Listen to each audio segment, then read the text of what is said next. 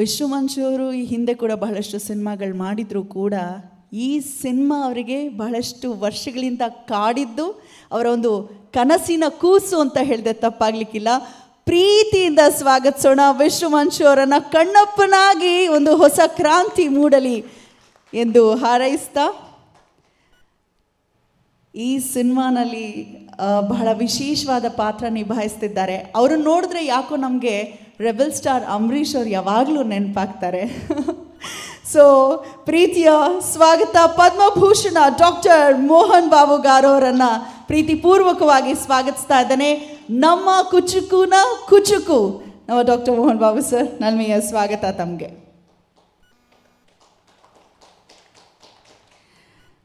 ಅಭಿಮಾನ ತುಂಬಿದ ಸ್ವಾಗತವನ್ನು ಕೋರಲೇಬೇಕು. ನಮ್ಮ ಕರುನಾಡ ಚಕ್ರವರ್ತಿಗೆ ಹ್ಯಾಟ್ರಿಕ್ ಹೀರೋ ಶಿವಣ್ಣ ಬಂದಿದ್ದಾರೆ. ನಮ್ಮೆಲ್ಲರಿಗೂ ಒಂದು ರೀತಿ ಶಕ್ತಿಯನ್ನು ತುಂಬಲಿಕ್ಕೆ ಈ ಭಕ್ತಿ ಪ್ರಧಾನವಾದ ಸಿನಿಮಾಗೆ.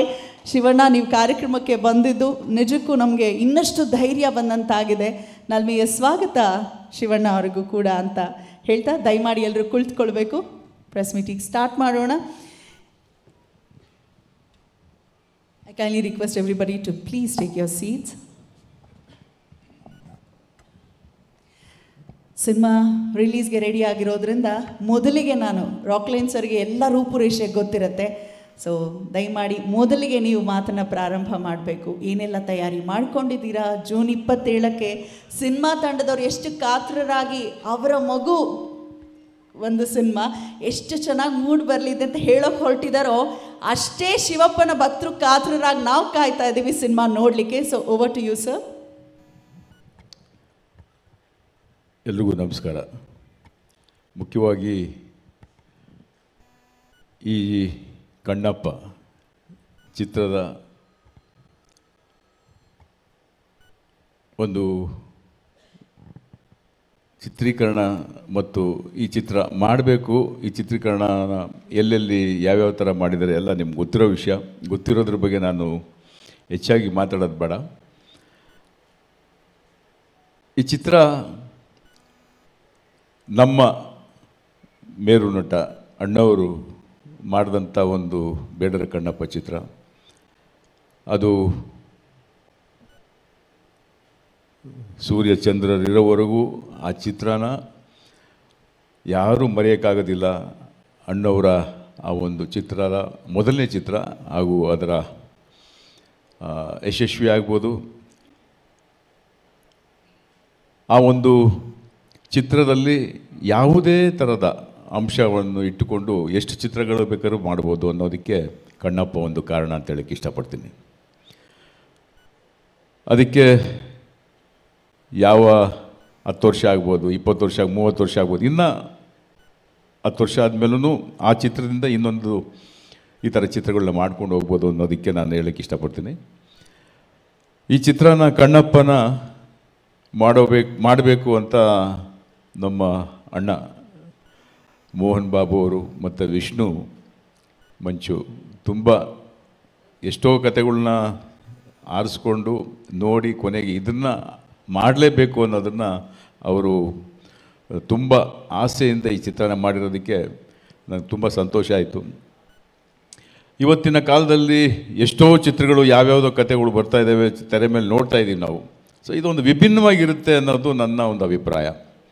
ಆ ಚಿತ್ರನ ಮಾಡಿದ್ಮೇಲೆ ಅವರು ನ್ಯೂಜಿಲೆಂಡಲ್ಲಾಗ್ಬೋದು ತುಂಬ ಎಲ್ಲ ಭಾಷೆಯ ಚಿತ್ರ ನಟರನ್ನು ಈ ಚಿತ್ರದಲ್ಲಿ ಒಂದೊಂದು ಪ್ರಮುಖ ಪಾತ್ರದಲ್ಲಿ ಅಭಿನಯಿಸಿದ್ದಾರೆ. ನಾನು ಈ ಚಿತ್ರ ನೋಡಿರೋದ್ರಿಂದ ಎಲ್ಲರೂ ತುಂಬ ಅದ್ಭುತವಾಗಿ ಅವರ ನಟನೆ ಮಾಡಿದ್ದಾರೆ. ಆ ಪಾತ್ರಕ್ಕೆ ಕರೆಕ್ಟಾಗಿ ಆ ಕಲಾವಿದನ ಸೂಟಬಲ್ ಆಗಿ ಸೆಲೆಕ್ಟ್ ಮಾಡಿದ್ದಾರೆ. ನಿಜವಾಗ್ಲೂ ತುಂಬ ಚೆನ್ನಾಗಿ ಅದ್ಭುತವಾಗಿ ಈ ಚಿತ್ರ ಮೂಡಿಬಂದಿದೆ. ನಿಜವಾಗ್ಲೂ ಈ ಚಿತ್ರ ಈ ಜೂನ್ 27ಕ್ಕೆ ಈ ಚಿತ್ರ ಬಿಡುಗಡೆ ಆಗ್ತಾಯಿದೆ. ಅದಕ್ಕೆ ಮುಂಚೆ ತಯಾರಿ ಆಗಬೇಕಾದಂಥ ಪ್ರಮೋಷನಲ್ ಆ್ಯಕ್ಟಿವಿಟೀಸ್ ಆಗ್ಬೋದು.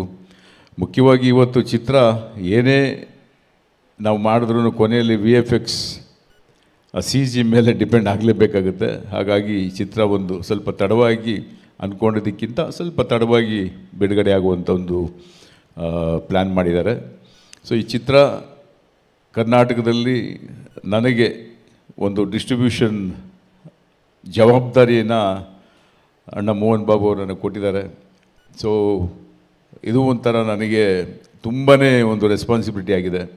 ಈ ಚಿತ್ರನ ಎಷ್ಟು ದೊಡ್ಡ ಮಟ್ಟಕ್ಕೆ ನಾನು ಈ ಚಿತ್ರನ ಯಶಸ್ವಿ ನಮ್ಮ ಭಾಗದಲ್ಲಿ, ನಮ್ಮ ಕರ್ನಾಟಕದಲ್ಲಿ ಈ ಚಿತ್ರನ ಯಶಸ್ವಿಯಾಗಿ ಅವರಿಗೆ ಒಂದು ಕಾಣಿಕೆಯಾಗಿ ಕೊಡಬೇಕು ಅನ್ನೋ ನಾನು ಆಸೆ ಪಡ್ತಾಯಿದ್ದೀನಿ. ಆ ಶಿವನ ಆಶೀರ್ವಾದ ನಮ್ಮೆಲ್ಲರ ಮೇಲಿದೆ, ಮುಂದಕ್ಕೂ ಇರಲಿ, ಈ ಚಿತ್ರ ಯಶಸ್ವಿಯಾಗಲಿ ಅಂತ ಈ ಸಂದರ್ಭದಲ್ಲಿ ನಾನು ಕೇಳ್ಕೊತ, ಶಿವರಾಜ್ ಕುಮಾರ್ ಅವರು ಬಂದಿದ್ದಾರೆ ಈ ಒಂದು ಸಮಾರಂಭಕ್ಕೆ. ಈ ಚಿತ್ರದಲ್ಲಿ ಯಾಕೆಂದರೆ ನನಗೆ ಮೋಹನ್ ಬಾಬು ಅವರು ಹೇಳ್ತಾಯಿದ್ರು, ಫಸ್ಟು ಶಿವಣ್ಣನ ಅಂದರೆ ಶಿವನ ರೋಲ್ನ ಶಿವಣ್ಣ ಮಾಡಿದ್ರೆ ಚೆನ್ನಾಗಿರುತ್ತೆ, ಶಿವಣ್ಣನ ಒಂದು ಸರಿ ಕೇಳಿ ಅಂತ ಕೇಳಿದರು. ಶಿವಣ್ಣ ಅವಾಗ ಬೇರೆ ಅಂದರೆ ಚಿತ್ರೀಕರಣದಲ್ಲಿ ತೊಡಗಿಸ್ಕೊಂಡಿದ್ರು. ಆ ಡೇಟ್ ಸ್ವಲ್ಪ ಕ್ಲಾಶ್ ಆಗಿರೋದ್ರಿಂದ ಅದನ್ನು ಆದಮೇಲೆ ಅಕ್ಷಯ್ ಕುಮಾರ್ ಅವರು ಮಾಡಿದ್ದು ಅಂತ ನಾನು ಹೇಳೋಕ್ಕೆ ಇಷ್ಟಪಡ್ತೀನಿ. ಫಸ್ಟು ಶಿವಣ್ಣನಿಗೆ ಆಫರ್ ಮಾಡಿದ್ರು ಮೋಹನ್ ಬಾಬು ಅವರು, ವಿಷ್ಣು ಮಂಚು ಅವರು.